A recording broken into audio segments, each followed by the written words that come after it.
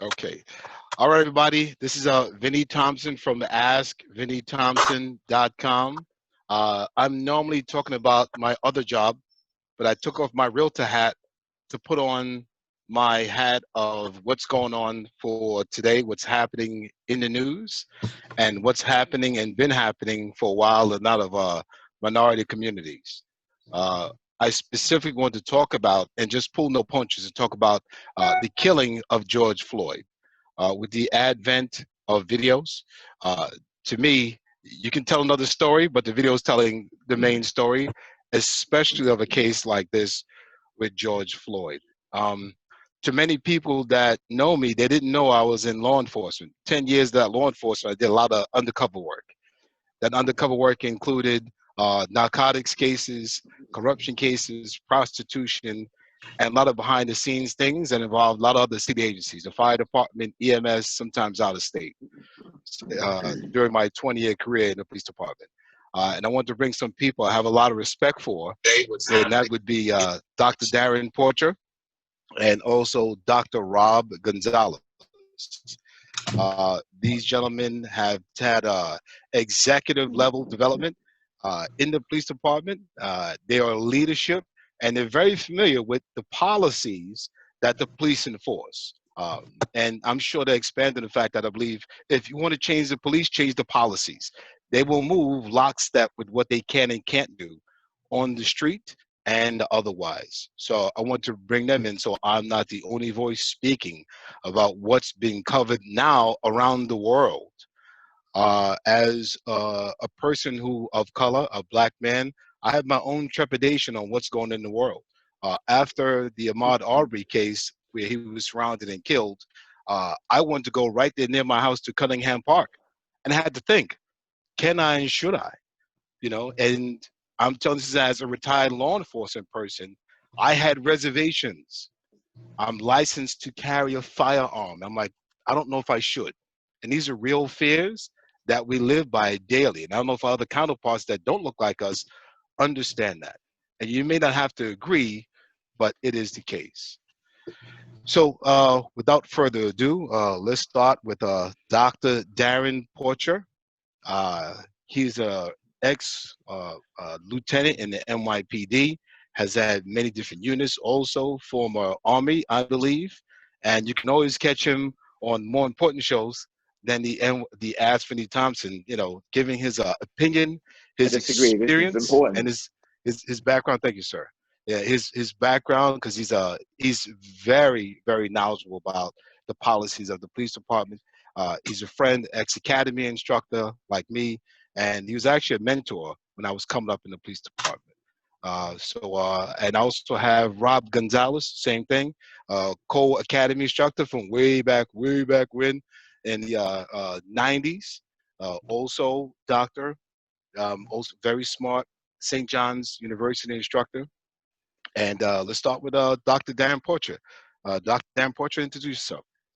Well, thanks for having me. My name is Dr. Darrin Porcher. I'm a prior NYPD lieutenant, and I've done a multitude of different things. I want to say the primary things that I can introduce to this discourse would be, one, my experience in conducting internal investigations, working as a team leader in the Internal Affairs Bureau. I've oftentimes, in many instances, investigated situations where we had a death in custody or basic parameters of police misconduct. And then on the back end of my career, I worked in the Community Affairs Bureau. So that's when I focused on forging that symbiotic relationship between police and community. But what's so interesting to the dynamic of this conversation is myself, Dr. Gonzalez, and Vinny Thompson. We actually met as police academy instructors. I believe it was 9935, I believe it was. That was the company. 98. It was 98. It was 99 for me. So you guys were there before me. Right. So I came after the fact. So it's just an interesting dynamic in how it's evolved from then to now. Man, like, I haven't seen any of you guys in 10 years. I think it was because I've been out of the department in 10 years. So, I guess, roads lead to different paths, but it's fortunate that I can sit down with you two and we can kind of have a pointed discussion as to what direction that we feel that this is going in best practices and some solutions. And, you know, one of the problems that we have in society when we look at whether it's police misconduct or any issues within the municipal culture is the electorate. When I say the electorate, meaning the elected official is at the forefront. The elected official in, let's say for New York City, for example, that would be Mayor Bill de Blasio. So he's the chief administrator for the city of New York. When we look at it from a national perspective, of course, as the president.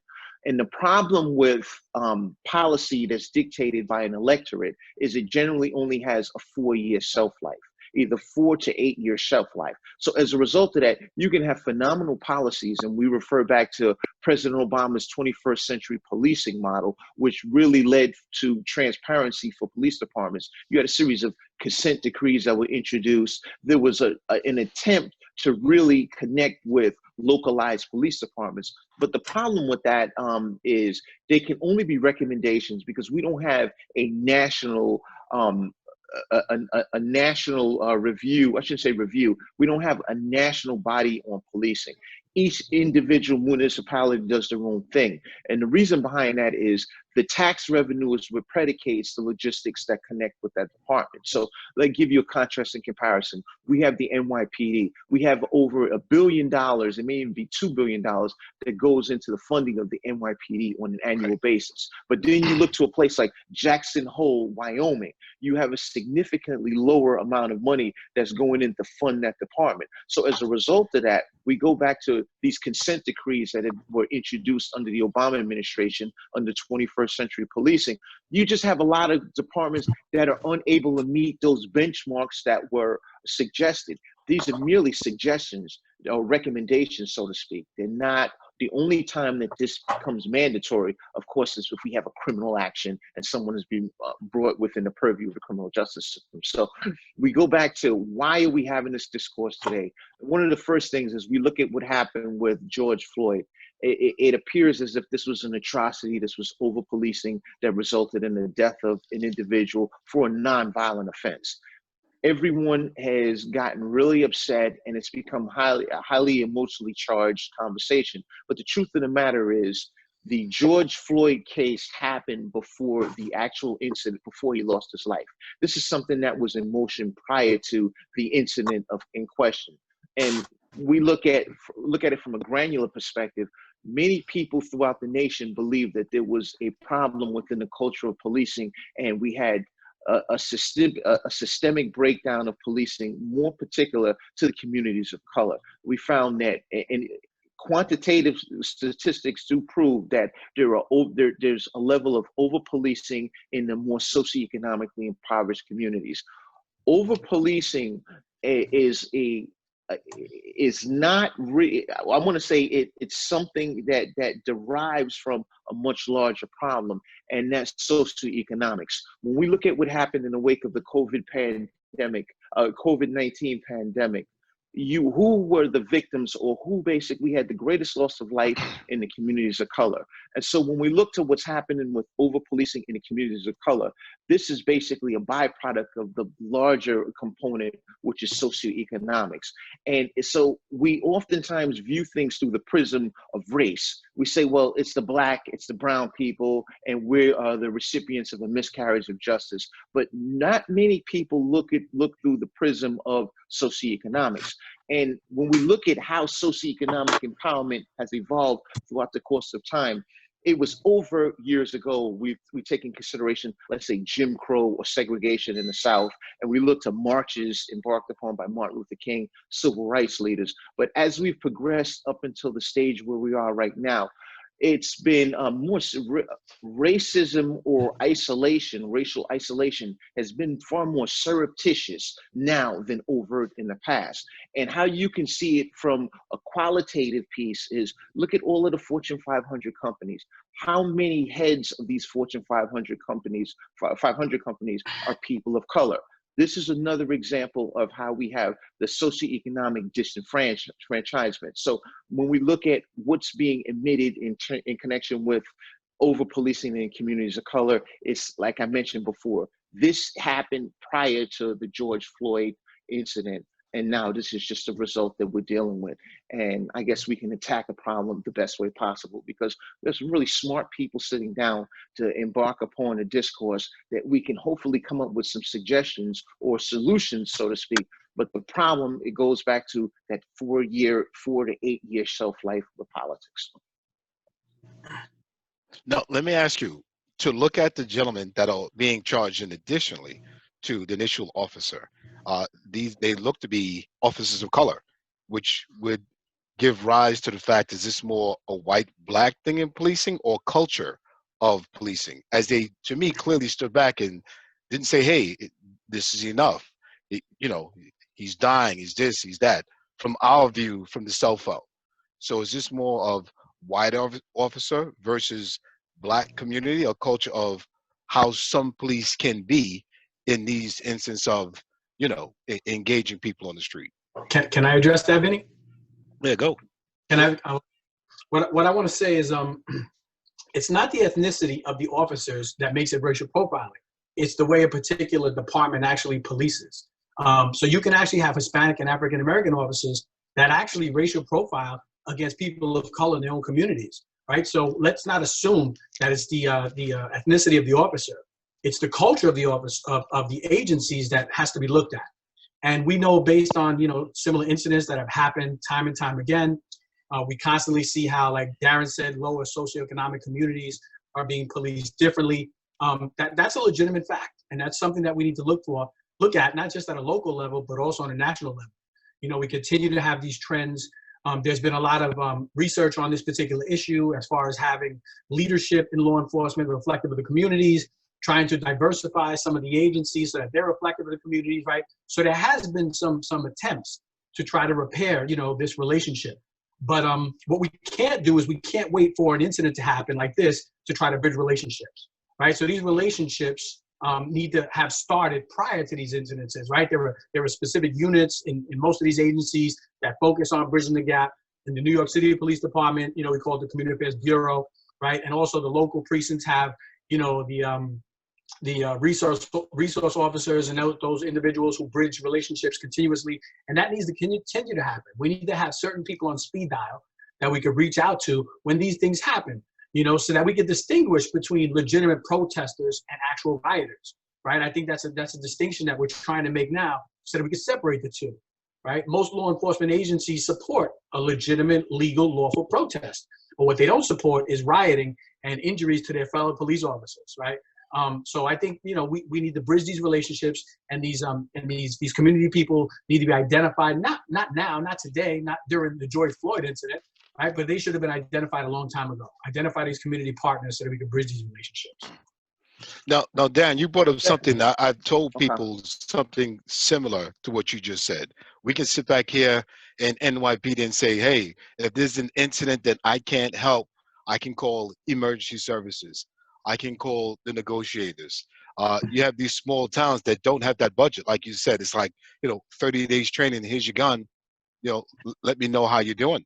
What do you do in that incident when they don't have that kind of federal money, those billions of dollars to train their police officers in de-escalation, where I assume culture can take over? Hey, it's what Joe did 10 years ago, or what the other guy did 20 years ago. There's nothing binding for that department, provided the practices are not commensurate with illegal activity. So, like, let's say if they're flaking people, or they're planting evidence on somebody, then we have something that's illegal. But from a procedural perspective, there's no binding legislation that forces a department to commit to certain procedural guidelines. We have a series of best practices, but like I revert back to, like, when I was in the Community Affairs Bureau, for example. Everyone is looking for a rule of consistency. And I've always said that, look, that's going to be a very difficult one to introduce, because geographically, policing is different because it's predicated on the needs of those communities. Contrast and comparison. The community of Staten Island has different needs for services in comparison to the community of the Bronx. But you have one police department that's the overarching authority that's responsible for policing that city as a whole. So when I would go to these community leaders, these community meetings, I would sit down and I would listen to these people and say, look, we want this, we want that, we want this, we want that. And, you know, I would go in there with the chief of community affairs, and it was the same thing. We go to another place and the department is rolling out or implementing the strategy that best suits the logistical component that they have in play. There's no way around that, whether you like it or not. That's what it is. But one of the things that we really, I refer to this as a shortcut, but there are three key components that you need, three major stakeholders that you need to get to the table. That's police, that's police executives, elected officials, and community leaders. The triangulation of ideas of that unit of three is where you can start to assemble a level of benchmarks that can possibly get rolled out into these communities as a whole. One of the things that people say all the times is they say, yeah, the community leaders, they have a voice. So when you look at somebody like Al Sharpton, for example, he can always get his voice heard. But the disenfranchised population, meaning that granular level, such as the adolescents, the kids that sit down on the benches, that's a very difficult population to connect with. And you really need to be somewhat creative to connect with that level of a population to understand the delivery of services necessary for that particular group. Here in the NYPD, they have community affairs officers, they have NCO officers. Every police department throughout the country that I've witnessed had some form of a community affairs unit, but it's a matter of applying a geographical strategy and not a uniform strategy, because the needs of one community are not necessarily that of another. Now, and to that point, you mentioned on the executive level, and when 311s was introduced to New York City, I New always York thought Bubble, that this is your show. You're the king of this, man. well, This but is I'm your saying throw. You can cut people's mics off when you want to. I can, but not yours, D, not yours. You're all right. Okay. But I mean, I get as a far pass as today. Okay. you get a pass, and I know you got to go, so I want to abuse you for as long as I can. Okay, we got time. Yeah. I So got another 25 minutes. yeah, we can call 311 and make things happen, right? That was a game changer. I had an incident of car theft, something like that, and I called 311 and I called the precinct. Like the lieutenant of like auto loss, and he called me back, right? So that's like power where I can get to somebody, because I understand that Dr. Darrin Porcher, sorry, that if I call 311, does the captain, who is really now like the CEO of that precinct, does he get the calls direct about the crime going on in his area and has to handle that? Is that correct? You said, does the captain get it with a 311 call? Well, not the captain. So like, how does the captain who's in charge of the precinct get, the information of what's going on? Can I interject? Yeah, sure. Sure. Can I interject? Well, as a result of technology, right, there's been a huge level of accountability, especially through CompStat and CompStat meetings, where individuals are being held accountable. And it's from the top down, from the captain down to lieutenant, from lieutenant down to sergeant, right, through the hierarchy. So through technology and apps and things of that nature, these 311 calls are being entertained. The community should, use those devices and use that equipment in order to get the responses that they need for non-emergency and essential types of needs. But it's heavy accountability now from the top down. Darrin can attest that through CompStat, precinct executives are being brought in, precinct commanders being brought in, and they're being held, their feet are being held to the fire. So if there's a complaint, even like you said, for auto larceny in your community, and the right person doesn't respond and doesn't address that particular, incident, they could be held accountable at CompStat in front of their peers. So CompStat, although, it's had its benefits, but it's also had, some difficulties, some challenges. It has made precinct commanders more accountable through devices like 311, through the 911 system, through complaint report data. So again, it's created a quantified system to hold precinct commanders accountable. And that's the benefits of systems like 311 and data collection.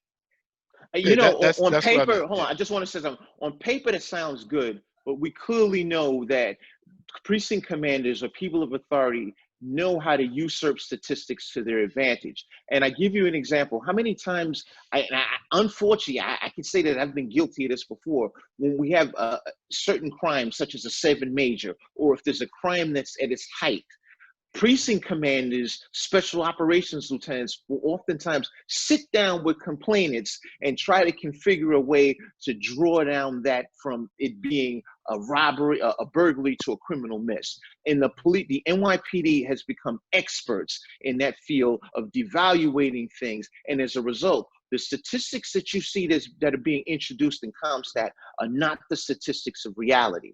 And we all know that our police department, and I say our former police department touts itself as being the greatest in the world. I'd hate to see who the worst is, because things are really bad in terms of how statistics are manufactured. But then it goes back to this, and I'm stepping away from that point and just kind of coming back to what the purpose of us sitting down for this discussion is. Many times people say, well, what's going on in these communities where you think of over-policing? One of the things, and I recently, you're hearing this thing about defunding the police, which is outrageous. But I think one of the best things that police departments can do is work on means to have other resources that can do the job of a police officer. And I give you an example. The red light cameras and the speeding cameras. What those do is they cut down on the number of officers that are on the street that are having engagements with people for car stops. I mean, are cars going to get pulled over? Absolutely. But the more cameras that you get out there, the less you have the engagement between an officer and a citizen. In addition to that, we have ShotSpotter. Whereas if a shot is fired at a particular location, that information is captured and it is directed towards the responding officers. We want to have as many technological innovation pieces as possible to limit the number of personal interactions or engagements with civilians. Because the less engagements that we have with civilians, the least susceptible we are for having one of these tragic events. Now, I'm not going to tell you that we're totally going to alleviate it, but statistically, you are seeing that we're having less engagements, and that's a big help to reducing the number of civilian complaints and Internal Affairs Bureau complaints. And that's where I was going with that, Dr. Porcher, that the less engagement with people, especially obviously people of color in different communities, is the key.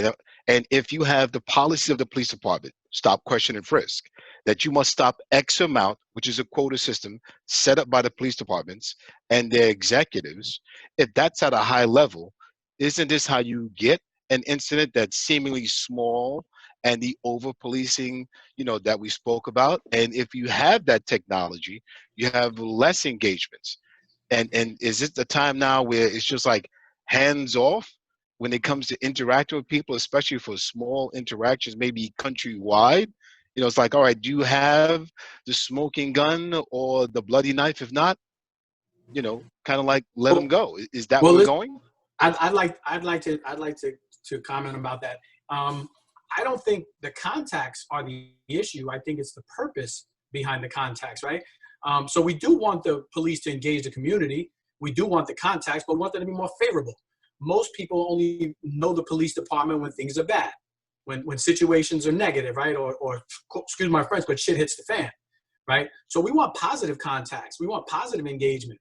What Darrin was referring to was technology to help to gain resources and to alleviate police officers from having any negative contacts. What we do want is positive contacts with our youth, positive contacts in community events, not just when things are bad, but when things are good as well, right? So we want a favorable contact, not to eliminate contacts.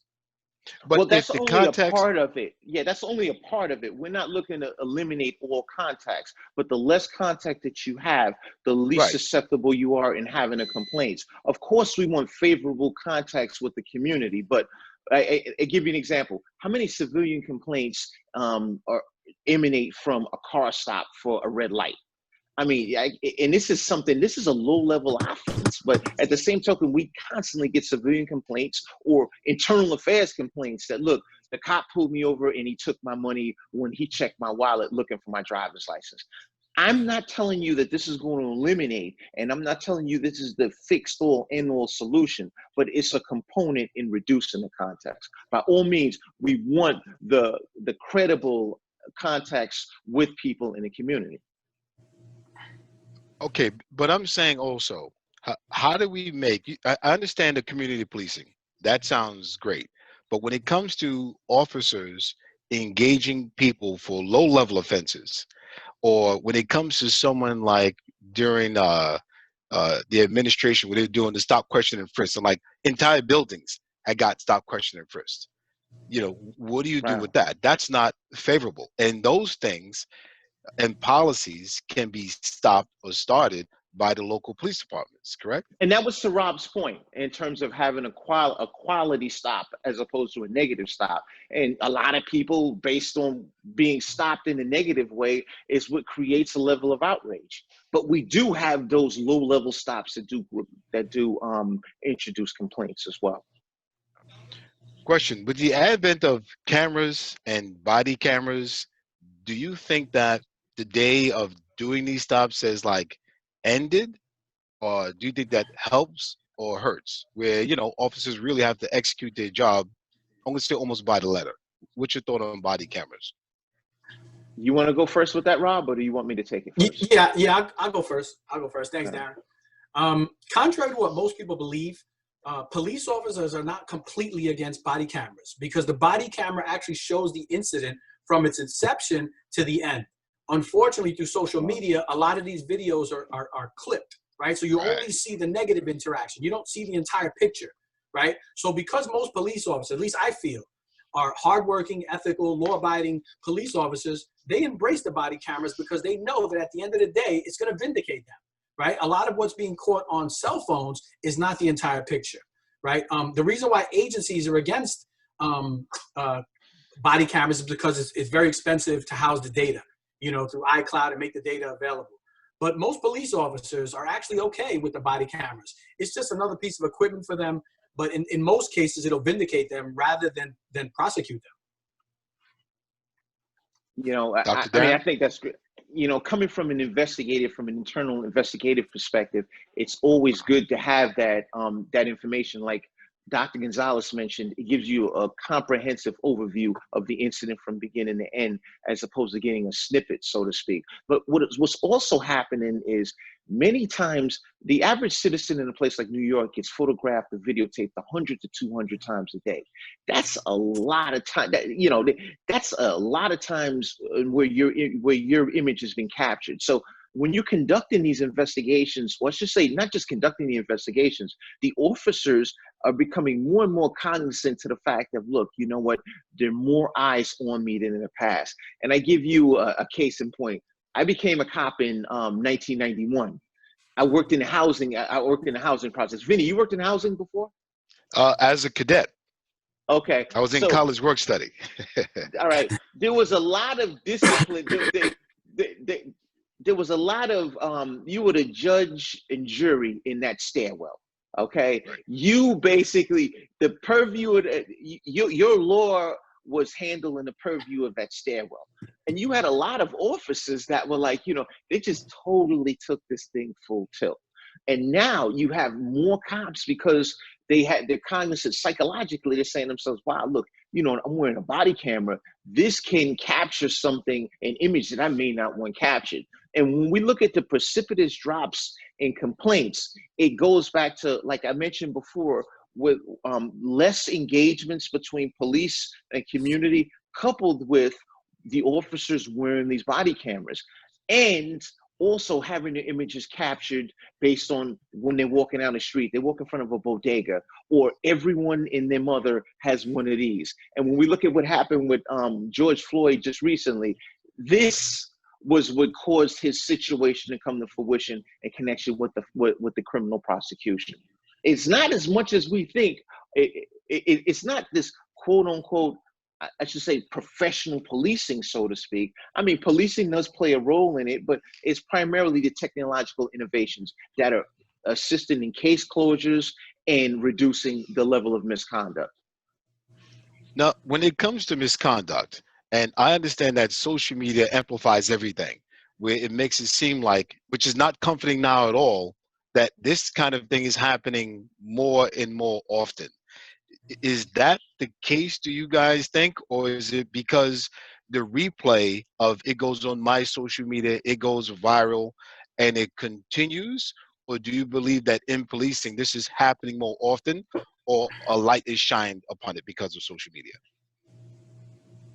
You want to go with that, Rob, or you want me to? Yeah, I'll go first. All right, I think because of technology, cell phone cameras, video cameras, just all over the place. Like Darrin mentioned, there are 3,000 cameras in Lower Manhattan alone, from 34th Street on down, to Battery Park.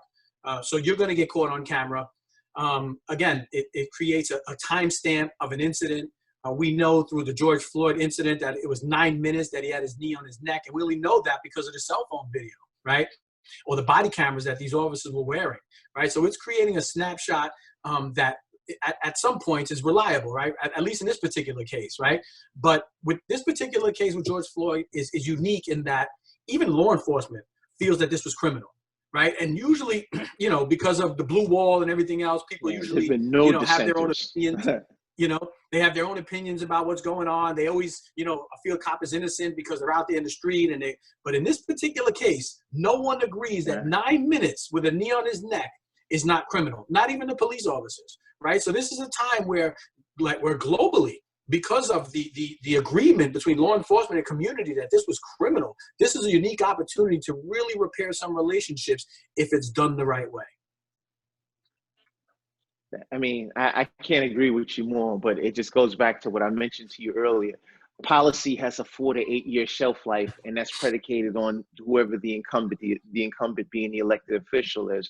How we're going to create, you're going to see a tremendous number of recommendations that are going to emit as a result of the tabletop exercises that those three stakeholders that I mentioned earlier, are going to produce.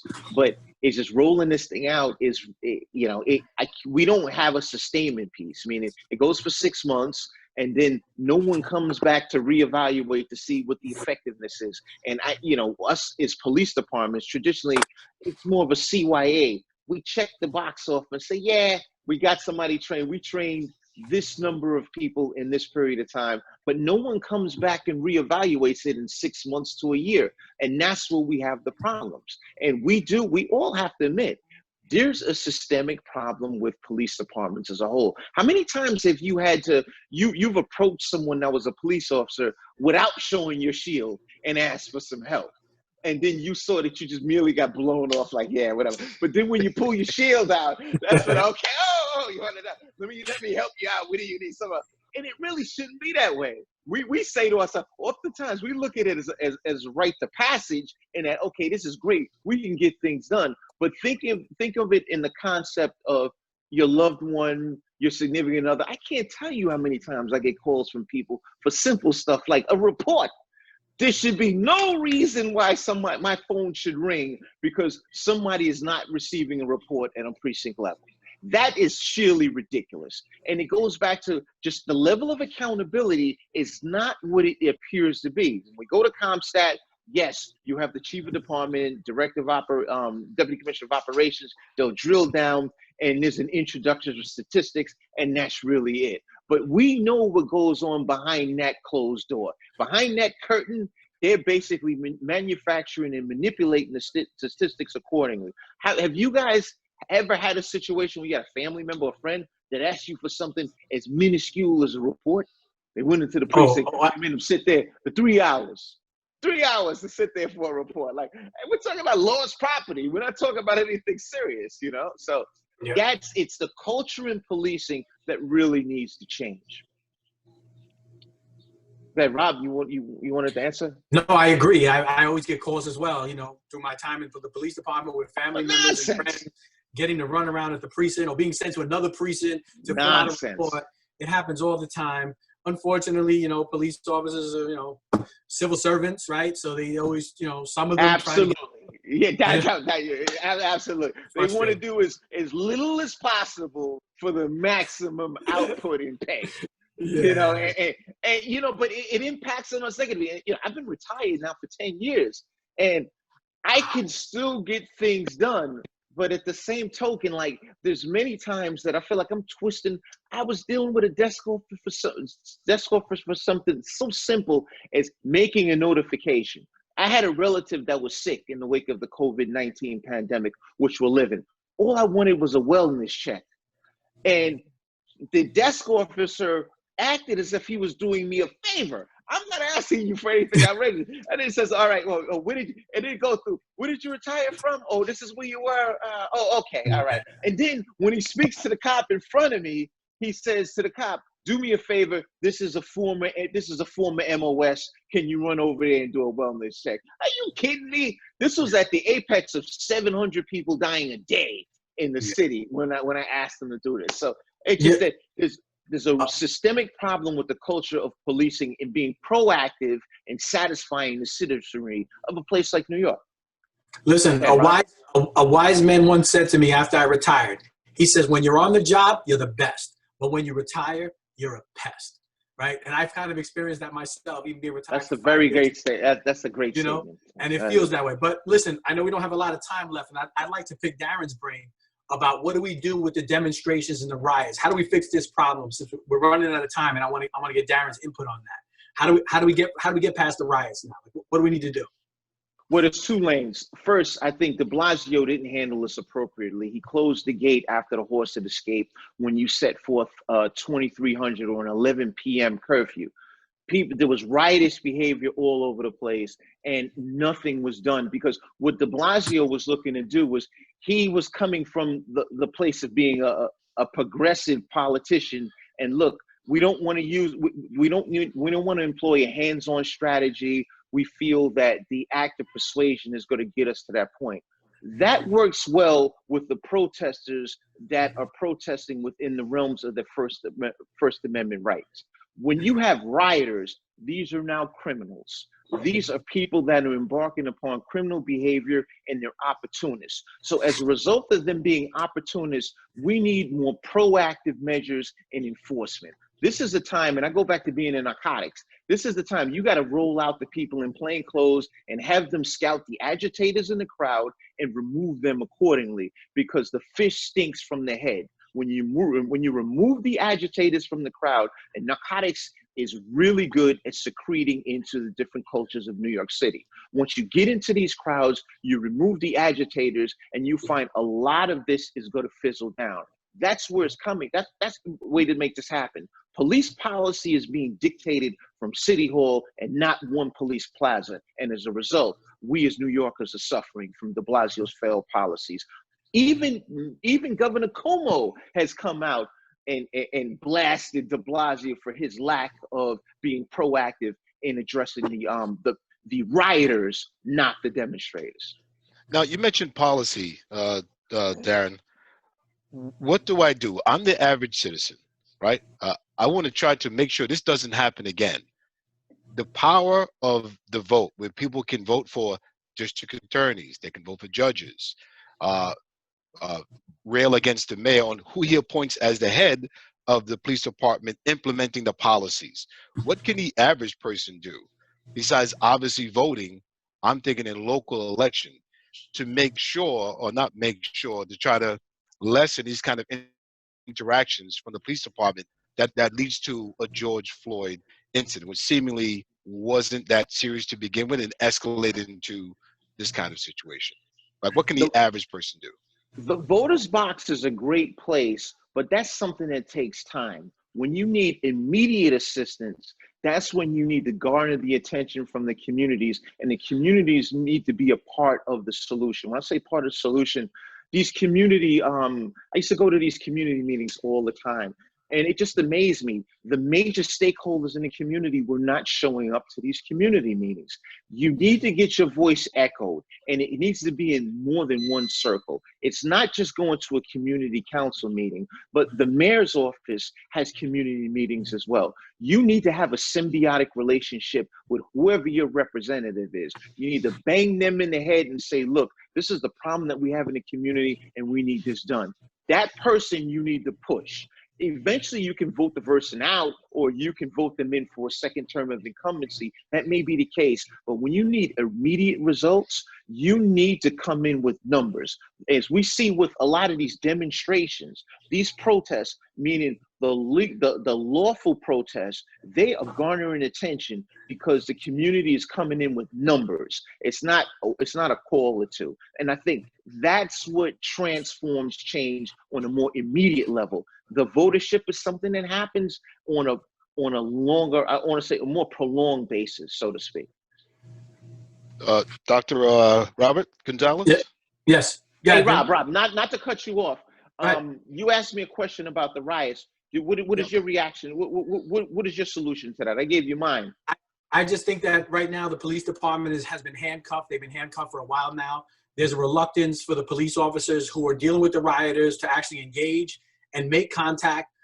They don't feel that City Hall has their back. They don't feel like the mayor has their back, based on comments that were made by the mayor, based on comments that were made by the governor. The governor has been extremely critical of the response of the NYPD, although he retracted and he apologized. He can take a more aggressive approach, right? He is the commander-in-chief of the New York State Troopers. He has not deployed them to the riots. So if he wants to criticize the NYPD and their response, perhaps he should deploy his own police department and see how they respond to the riots, right? So again, I just think that the police are handcuffed. I think more attention needs to be focused on less kneeling by the police department with the community and a more targeted focus on enforcement. Take the handcuffs off the police department, let them be police officers, let them deal with the rioters, separate the rioters from the protesters, like you said. Experienced police officers know the difference, let them use those skills to identify who the rioters are and remove them from this equation. Until they take a strong law enforcement stance, this is gonna go beyond the Sunday deadline as far as the curfew is concerned. There's gonna continue to be protesters that are gonna turn into rioters and ultimately criminals. So until the handcuffs are taken off by the police department, until there's a strong leadership support for the rank and file, we're going to continue to see a hands-off approach by our police officers, and we're going to continue to see them to be assaulted. We're going to continue to see them be shot at. We had an incident last night where 2 police officers were shot in Brooklyn in the 70 precinct. This is going to continue to happen until there's a strong law enforcement presence, until there's support from City Hall and the mayor, that we can eliminate the rioters from the protesters. Like I said, law enforcement is the face of government. They have a responsibility to protect the rights of every individual. And we want to protect the rights of every individual. But those rights that we want to protect are for protesting, not for rioting. Now, what do you say, cool. Rob? Same thing with Vinny. I gotta rotate out because it's at 6:45. Rob, take it easy. Thank you very much. Appreciate it. Hopefully, hope the 3 of us can do this again sometime. You let me know, because this is a very dynamic topic, and it's never enough on this. Thank you. Appreciate it. Thank you for talking with us. Thank you. It was great listening to you. Thank you. All right, yeah, Rob. All right. Yeah, I'm here. The same question goes to you, Rob, in regards to the average person and what they can do in terms of, hey, I'm hoping people are not 7-day mad, and after 7 days they stop protesting and don't realize they need to go to the ballot box and vote for judges and district attorneys and try to influence that same policy, maybe to hopefully lessen this kind of interactions in their local towns, wherever they may be. What do you say about that? Well, like Darrin mentioned, through the Community Affairs Bureau and at the precinct level, they have monthly community council meetings at every precinct. Individuals should go to these meetings, let their concerns be heard, and hold the precinct representatives in their own neighborhoods, whether it's in New York City, whether it's upstate in Rockland, Westchester, wherever, Long Island, Nassau, Suffolk, hold their precinct commanders accountable, let your voice be heard, make yourself available, and continue to come to these meetings. The squeaky wheel gets the oil. Like you said, there's a 7-day shelf life, right? The majority of people in a week or two, they're going to forget who George Floyd was, right? They really are, right? So we need the people who are impacted by this, right, on a regular basis in these communities to continue to attend these local meetings, hold their precinct representatives accountable, right? People forget law enforcement. The police are the people's police, right? And there needs to be a change in mindset. We talked about earlier, and Darrin said that there isn't really a national standard. Well, why isn't there? Why isn't there a national standard for training? Why is there a national standard for hiring? Why is there a national standard for just procedures? you know, that the federal government, because every law enforcement agency gets federal funding. Right. So in order for them to get those federal funds, then they need to adhere to the federal standards. They did it with NIMS and SIMS, if you remember, right? The National Incident Management System. Sure. Every 17,000 law enforcement agencies in the country had to get certified in the National Incident Management System in order for their agencies to get those federal funds. Do the same thing as it relates to use of force. Create a national use of force standard where the Attorney General can come in and prosecute. Right now, it's being handled at the state level. If we create a national standard that every law enforcement agency has to abide by and has to adhere to, well, then again, we can prevent things like this from happening, right? But There's a lot of criticism right now about what they charge these particular officers with. What we learned with Eric Garner was they overcharged the Eric Garner case, and that's why the Staten Island grand jury didn't indict. So in this particular case, there were some people who were outraged that it's taking 7 days to come up with the charges, and that's because they want to get this one right. They want to interview the right people. They want to look at the video. They want to interview the officers. They want to interview witnesses. So in order to get the right charge, right, which now has been raised from murder third degree to murder second degree, it took work to do that. It took investigations to do that. I mean, you know, through your time in internal affairs, right? Not everything, you know, works in a vacuum. We have to do a thorough investigation. So I applaud the fact that they raised the charges.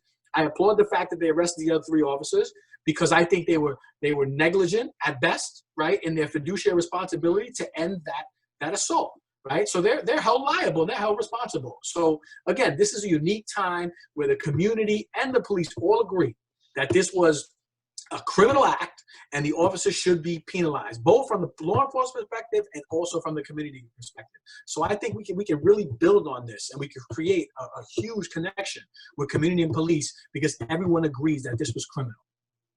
And 2 things to that point, Rob. I want to talk about states' rights, but separate from that, you mentioned trying to make a national standard. Can we bypass states' rights? Well, that may be hard to do, making like something national. And 2, coming from my business perspective, I think it's relatively easy to figure out, how do we make this national standard, right? When I retired, I was involved in hundreds, if not thousands, of arrests, which none of them rose to this level. Nothing near. Cuffs on, fights over, right? Generally speaking, that's the cop motto. Cuffs on, fights over. Yeah. You know, have I got jump kicked and spit at when someone's in cuffs? Absolutely. But that clearly was not needed. So why not study someone who has all, you know, such a huge arrest, or teams that go without incident to create that national standard? And can we give those small towns who are 30 days, here's your pistol, and don't have that $1 billion budget, you know, to have that federal standard or federal recommendation? Right. Well, again, the federal government needs to step in, especially with those small departments who don't have the resources to have an adequate training program, right? Especially and specifically in use of force. So there should be a national standard that all police officers must go through, just the same way they went through counterterrorism training after 9/11. They found the money, right, for counterterrorism. Well, you need to find the money as it relates to, again, a national standard in use of force, right? So these local law enforcement agencies will also have to abide by this same standard. I like to use the Eric Garner case as an example, right? Because you asked about state, you know, jurisdiction versus federal, right? So that the public understands the difference. What happens is the state actually prosecutes from a criminal perspective as it relates to either the murder or the assault of the subject. The federal government then comes in after the fact to prosecute to see if the motivation was based on race, where the contact began or the assault began. If it did, then they find you guilty of violating individual civil rights, right? So when they talk about the federal government coming in, the federal government is going to try to prove that the murder occurred because he was black, right? In doing that, they're able to charge and prosecute on a federal level. The state court is still going to prosecute for murder second degree anyway, right? So you'll have concurrent jurisdiction with these types of incidents, similar to what happened with the Eric Garner case. However, the Attorney General at that time refused to bring up civil rights violations because he felt that the motivation with Eric Garner wasn't based on race, right? So you have to be able to prove that. It's a very subjective and a very difficult thing to prove, civil rights violations. But based on this particular video, it's clear to anyone, right, that this was an assault that actually led to a death, a homicide, a murder even, right? and everyone who has two eyes can agree that this was excessive, right? So we'll see how this whole thing plays out. I'm confident that, you know, the state court or the attorney general in the state, you know, in Minnesota is going to prosecute. But we'll see how this plays out. Right now, we're looking at use of force guidelines in that particular agency now to see, you know, if he violated, you know, use of force guidelines, right? Because like we said, there is no national standard for use of force, and maybe this is the time to get it. Right, and I agree with you and Darrin that, you know, no officers think that that was okay with what they did. There was only a handful of times, clearly, where I felt shame in being a police officer. One was Abner Weema case, and when they said, you know, Abner Weema came out of a gay West Indian club in the '90s, that was almost next to impossible. I said, oh my God, these guys did it. I couldn't believe it. You know, when they said that as an excuse, I'm like, all right, there's something wrong here, and a few other times, because I know, which nobody wants to hear right now, the overwhelming majority of the police officers would not do something like this. Right. But in these extreme cases, you have to react, and you know, it piggybacks on one thing, you know, connected loosely. You know, Ahmaud Arbery, another case in the South where they shot the gentleman in the back, running away. You know, from it's like, at some point when you create that national standard, and it now is a better time than any. You know, because the job can be done. Yeah, and you know what? Just one more point. What we find in these particular cases is that usually there's a breakdown in supervision and management, right? So in this particular incident, there was no supervisor on the scene, right? Here you have these police officers who engaged in this criminal act, and there's usually a breakdown in management. And I say that because if you look at the background of these officers, they've had quite a few complaints, right? The main officer in this particular incident had 3 shooting incidences. That's like unheard of. You know, 90% of police officers never get involved in a shooting. Correct. And this particular guy got involved in 3, right? So I hate to say it, but there was a breakdown in supervision and management where this particular officer worked, where they failed to identify him as a potential problem and take action, right? Whether it's discipline him, transfer him, getting counseling, forced to retire, right? So this could have been avoided. Nobody gets out of the police academy and puts his neck on an individual's neck for 9 minutes. Nobody does that. This is a progression of behavior. It starts off with cursing at an individual, to slapping, to punching, to hitting, to doing all kinds of crazy off-the-wall stuff, right? So this was a breakdown in supervision and even a bigger breakdown in management because the data was there. The profile of this particular officer shows that this particular officer had a problem, right? So don't be surprised if you see the chief of police resign, the captain get transferred, the lieutenant get disciplined, the sergeant on patrol get written up, because there's a clear breakdown there. And me as a police sergeant and also a lieutenant, you know, I knew who my problem officers were. I knew who my officers were that had a heavy hand. And those are the ones who I kept an eye on. Those are the ones that I would separate partners from to make sure that those things didn't happen. And in this particular case, they dropped the ball there a long time ago where this officer felt comfortable in putting his knee on an individual's neck while being filmed in the community and didn't even hesitate to take his knee off his neck. So that tells you that there's a breakdown in that agency and there's a breakdown in law enforcement when you have poor supervision and poor management. And you mentioned something that was crucial, right? So you had the main officer, and seemingly for the videos, his fellow officers stood by and did nothing to help George Floyd. And I had somebody basically clown me on Facebook the other day, which is fine. And they're like, oh, well, you know, all you guys stick together. That's not true. I know what, 15, 20 years ago, they implemented some fail safes in NYPD. Like, look, Officer Jones, he's next to me. Here's what he does. Here's what he did. I'm not involved because I don't want this guy getting me indicted. I lose my pension and my benefits, and my family name is paraded in the news now in a hot second, right or wrong, from what some other corrupt officer is doing. And that also maybe could be nationalized as well to report this kind of thing. I think absolutely now in 2020, the blue wall of silence is a lot thinner than people may think. And I think sometimes society sees things that are corruption and maybe an arrest and vice versa, you know? So. Right.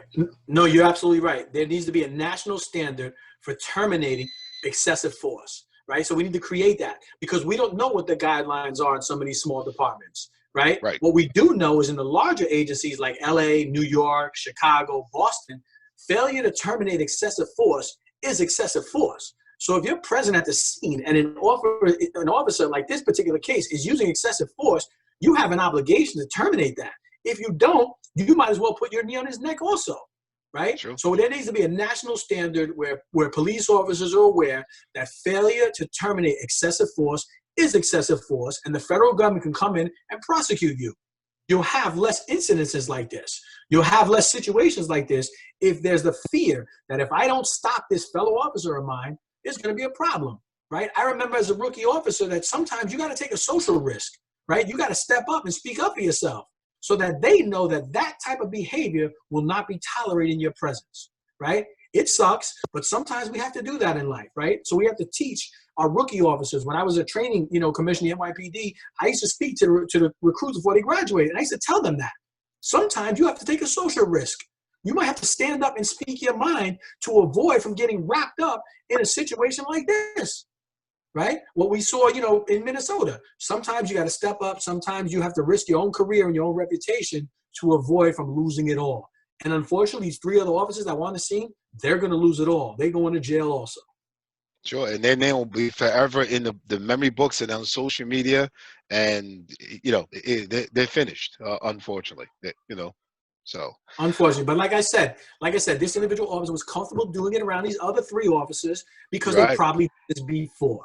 It's just this time there were cameras, and this time there was a fatality, right? So we got to look at supervision, we got to look at management, and we definitely got to look at leadership. And there has to become a national standard for use of force that all agencies must abide by, or the federal government steps in and prosecutes you.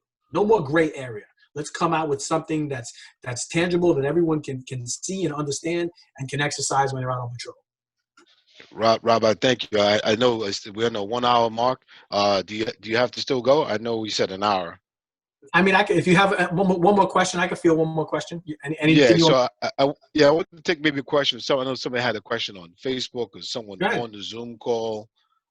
April, does anybody have any questions before Rob goes? Yeah, let's see on the chat, Vinny. Well, there's none on Zoom. Aurelia said, "This is awesome. Thank you, Vinny, for inviting us." Richard said, "Thank you, guys, or great guys." On Facebook, let's see. Yeah, there's no question. Everybody was just thanking you, Vinny, and the guest about come with a topic that you guys did today. So. All right, perfect. All right, listen, Rob, I thank you for appearing and coming on and expressing yourself much better than I could have done. I really appreciate it, Rob. Thank you very much. This is a topic in politics I don't normally get involved in, but I just felt compelled where, I just had to speak up about this because, this is unacceptable. And I thank you for your time, Rob. No problem, Vinny. Thank you for having me. And maybe we could do this again. Let's see how this whole thing plays out. Like we said, this issue is not going to go away. Hopefully we don't have another George Floyd incident. But if history, repeats itself, unfortunately it does at times, let's just hope that the police officers learn from this, the community learns from this.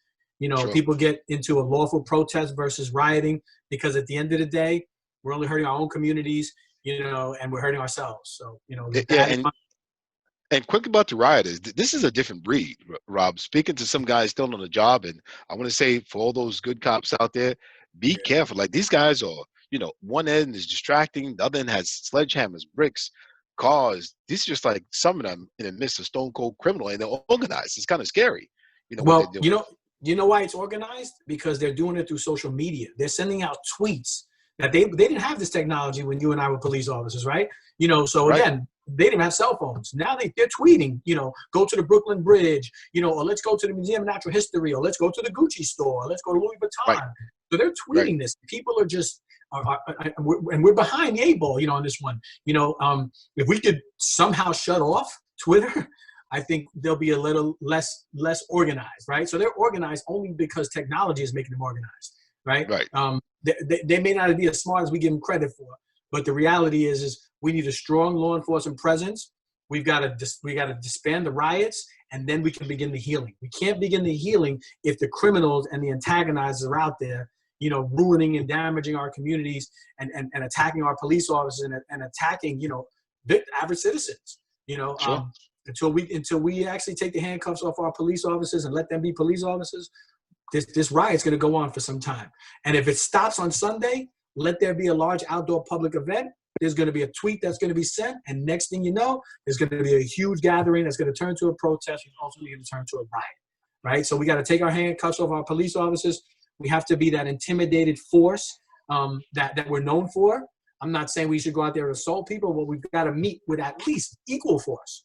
We're not even doing that right now, right? We're taking a lot of lumps, so we got to at least meet the rioters with equal force and allow those to protest lawfully and legally, but deal with the rioters with equal force so that we can at least, cause some level of intimidation to end these riots. Rob, thank you very much. That was a great last word. I appreciate it, man. Yeah, maybe we'll do this again because we know this topic's not going away.